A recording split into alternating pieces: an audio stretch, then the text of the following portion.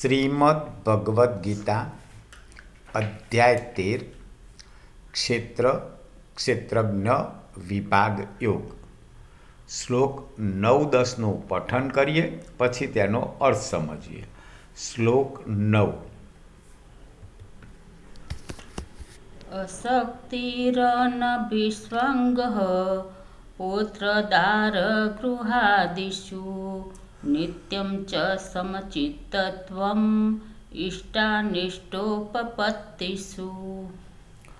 અર્થાત અહીં ભગવાન સારા માણસના લક્ષણોના વર્ણન કરી રહ્યા છે કે પુત્ર, સ્ત્રી, ઘર અને ધન આદિમાં આસક્તિનું તેમજ મમતાનો અભાવ, પ્રિય અને અપ્રિયની પ્રાપ્તિ થતાં સદાય ચિત્તનું સમ રહેવું એ જ્ઞાની માણસના લક્ષણ છે.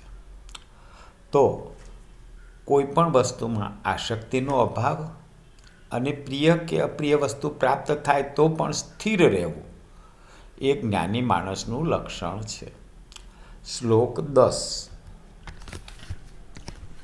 મયિ ચાનન્યયુગેન ભક્તિરવ્યભિચારિણી વિવિક્તદેશસેવિત્વં અરિતર્જન સંસદી. અર્થાત